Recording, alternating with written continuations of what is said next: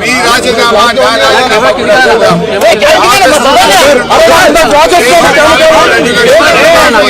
100 రోజుల్లో అమలు చేస్తామన్నాయి.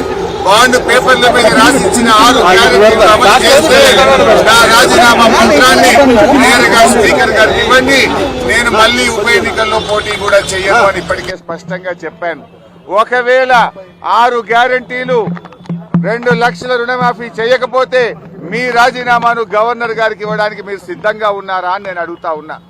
మీరు దేవుడి మీద ప్రమాణం చేసి ఒట్లు పెట్టుకొని బాండ్ పేపర్ల మీద రాసిచ్చిన హామీలు నిజమే అయితే రాజీనామా చేయడానికి ఎందుకు వెనకడుగు వేస్తున్నారు? మీరు రాజీనామాకు ముందుకు రావడం లేదంటే ఈ రాష్ట్ర ప్రజల్ని మరొక్కసారి మీరు మోసం చేస్తున్నట్టే లెక్క. ఒకవేళ మీకు రావడానికి ఇక్కడ ఇబ్బందిగా ఉంటే అమరుల స్తూపం దగ్గర, ఎందుకంటే మీరు ముఖ్యమంత్రి అయిన తర్వాత ఏనాడు ఈ అమరవీరుల స్తూపానికి 2 పూలు పెట్టింది లేదు, శ్రద్ధాంజలి ఘటించిన చరిత్ర మీకు లేదు. ఇది నిజంగా మా దురదృష్టం. అయినా కూడా ఈ ఒకవేళ మీకు రావడానికి ఇబ్బంది ఉంటే మీ పిఏ ద్వారా పంపండి, లేదా మీ స్టాఫ్ ద్వారా పంపండి, మాకు అభ్యంతరం లేదు. కానీ మా ఆశల్లా, మా ప్రయత్నం వల్ల ఈ రాష్ట్రంలో ప్రధాన ప్రతిపక్షంగా ప్రజలకిచ్చిన హామీలు అమలు చేయించడమే మా కర్తవ్యం. మాకు ఇక్కడ రాజకీయాల కంటే కూడా పేద ప్రజల ప్రయోజనాలు ముఖ్యం. అవ్వా తాతలకు 4,000 రూపాయల పెన్షన్ రావాలి, రైతులకు 15,000 రైతు బంధు రావాలి, రైతులకు 2 లక్షల రుణమాఫీ జరగాలి, వడ్లకు మక్కలకు 500 బోనస్ రావాలి, రాష్ట్రంలోని మహిళలకు 2,500 రూపాయలు రావాలి. ఇవేమీ మేము కొత్తగా అడుగుతున్నాయి కావు, ఇవేమీ మా గొంతమ్మ కోరికలు కావు. ఎన్నికల ముందు మీరు కాళ్ళల్లో చేతులల్లో మొక్కి మీరు బాండ్ పేపర్ల మీద రాసిచ్చిన మాటలు. స్వయంగా సోనియా గాంధీ గారు రాష్ట్ర ప్రజలకు లేఖ రాశారు. ఈ 6 గ్యారంటీలను 100 రోజుల్లో అమలు చేయించే బాధ్యత మాది అని స్వయంగా సోనియా గాంధీ గారే రాష్ట్ర ప్రజలకు లేఖ రాశారు. అందువల్ల ఈ రాష్ట్ర ప్రజలకు మీరు ఇచ్చిన హామీలు అమలు చేయమని అడుగుతున్నాం. ముందు బేషరతుగా మీరు క్షమాపణ చెప్పాలి. ఎందుకంటే డిసెంబర్ 9న తొలి సంతకం 6 గ్యారంటీల మీద పెడతామని, రుణమాఫీ మీద పెడతామని మాట తప్పినందుకు ముందు క్షమాపణ చెప్పండి. ఇకనైనా ఆగస్టు 15 అమలు చేస్తే మాకు సంతోషం. నా ఒక్కడికి ఎమ్మెల్యే పదవి కంటే ఈ రాష్ట్రంలో లక్షలాది మంది ప్రజలకు 4,000 ఆసరా పెన్షను, 4,000 నిరుద్యోగ భృతో, 2,500 రూపాయలు మహిళలకు, 2 లక్షల రుణమాఫీ జరిగితే నేను సంతోషపడతాను. 5 ఏళ్లు నాకు పదవిలో లేకపోయినా కూడా రాష్ట్ర ప్రజలకు మేలు జరిగితే నాకు అంతకంటే ఆనందం ఇంకోటి ఉండదు. అందువల్ల నేను రాజకీయాలకు అతీతంగా స్వచ్ఛందంగా ముందుకొచ్చాను. నేను స్పీకర్ ఫార్మెట్ లో కూడా నా లెటర్ ఇవ్వడానికి నేను సిద్ధంగా ఉన్నా. ఇవాళ నీ డిమాండ్లను ఇవాళ ఇక్కడుండే జర్నలిస్టుల చేతిలోనే నా రాజీనామా పత్రాన్ని పెట్టి వెళ్తా ఉన్నా. స్పీకర్ ఫార్మెట్ లో రాజీనామా ఆమోదించుకొని పదవికి దూరంగా ఉండడానికి నేను సిద్ధం. కానీ నువ్వు మరి ప్రజలకిచ్చిన మాట నిలబెట్టుకోవాలని కోరుతా ఉన్నా. 6 గ్యారంటీలు 100 రోజుల్లో అమలు చేస్తామని బాండ్ పేపర్ల మీద రాశారు. చట్టబద్ధత తెస్తామని చెప్పారు. మొదటి రోజే సంతకం పెడతామన్నారు. ఇది సోనియా గాంధీ తల్లిగా ఇచ్చే మాట అని చెప్పి రాష్ట్ర ప్రజలకు మీరు హామీ ఇచ్చారు. ఆ హామీలు అమలు చేయాలని మరొక్కసారి నేను కోరుతా ఉన్నా. మీరు రావడం రాకపోవడం మీ విజ్ఞత. ఒకవేళ మీరు రాకపోతే ఇక్కడ అమరుల స్తూపం దగ్గరికి వస్తే పూలు పెట్టాలని మీకేదైనా బేసిజాలుంటే కనీసం మీ స్టాఫ్ ద్వారానైనా మీ రిజిగ్నేషన్ లెటర్ పెట్టండి. నేను ఇక్కడ ఉండే జర్నలిస్టులకే నా రాజీనామా లేఖ విచ్చిపోతున్నా. మా జర్నలిస్టులే తెలంగాణ ఉద్యమకారులు. తెలంగాణ ఉద్యమంలో మా జర్నలిస్టులు మేధావులు అద్భుతంగా పోరాడారు. వాళ్ళ చేతిలోనే నా రాజీనామా లెటర్ పెడుతున్నా. నువ్వు అమలు చేస్తే వాళ్ళు నేరుగా నా లెటర్ను స్పీకర్ గారికి ఇవ్వచ్చు. ఒకవేళ మీరు కూడా పెడితే అది మీ పెద్దరికాన్ని నిలబెట్టది. ఒకవేళ మీరు రాజీనామా లెటర్ ఇవ్వకపోతే అది మీరు మరొక్కసారి దేవుళ్ళ పేరు మీద ఈ రాష్ట్ర ప్రజల్ని మోసం చేస్తారని భావించాల్సి ఉంటుంది. 100% అమ్మా. నేను చెప్పింది ఏంటి, ఆ రోజు మీరు దయచేసి మీ జర్నలిస్టులు కూడా గమనించాలి. సంగారెడ్డిలో నేను ప్రెస్ మీట్ పెట్టినా. I will send you the video byte also. నేను కేటగారికల్ గా చెప్పాను, స్పష్టంగా చెప్పాను.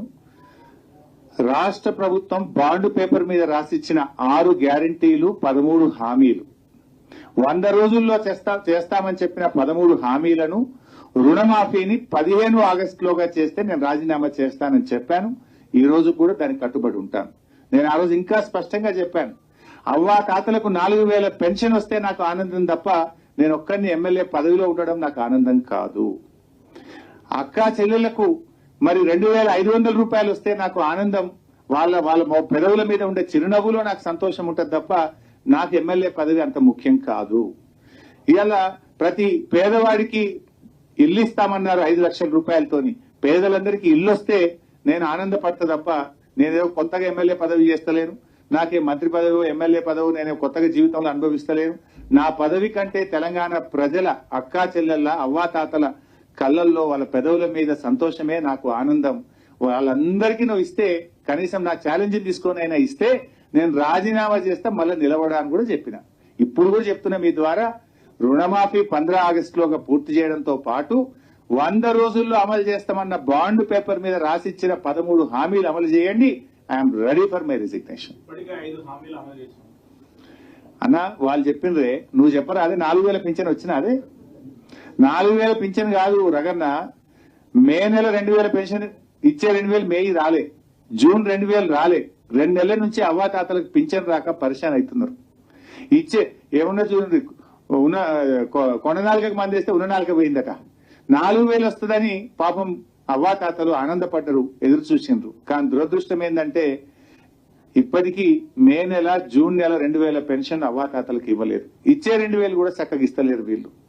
అడుగుతున్న రగన్న 5 అమలు చేసింది అన్నారు కదా. నేను దయచేసి జర్నలిస్ట్ మిత్రులకు, జర్నలిస్టుల ద్వారా ప్రజలకు కూడా చెప్పదలుచుకున్నా. వాళ్ళు ఇచ్చిన మొదటి హామీ ఏందే? మొదటి హామీ 7,500 రూపాయలు రైతు భరోసా ఇస్తామన్నారు. వచ్చింది ఎవరికన్నా? రాలే. రెండవ హామీ ఏమన్నారే? అవ్వాతాతలకు 4000 పింఛన్. వచ్చినాదే? రాలే. మూడవ హామీ ఏంటిదే? మహిళలందరికీ 2,500 రూపాయలు ఇస్తామన్నారు. వచ్చినాదే? రాలే. నాలుగో హామీ ఏందే? పేదలందరికీ డబుల్ బెడ్రూమ్ ఇల్లు. వచ్చినాదే? రాలే. ఐదోది ఏమన్నారే? విద్యార్థులకు విద్యార్థి భరోసా కార్డు ఇస్తాము, 5 లక్షలు ఇస్తామన్నారు. వచ్చినాదే? రాలే. ఏమొచ్చినాయి? 5 హామీలు, 5 అమలే కాలే. అంటే అధికారంలో ఉన్నామని, పదవిలో ఉన్నామని గొంతు పెద్దగా చేసుకొని మాట్లాడినంత మాత్రాన వచ్చిందా రాలేదా ప్రజలకు తెలియదా? ఈ రాష్ట్రంలో అక్క జిల్లాలకు 2,500 వచ్చిందా లేదా అక్క జిల్లాలకు తెలియదా? అవ్వాతాతలకు 4,000 వచ్చినాయా లేదా తెలియదా?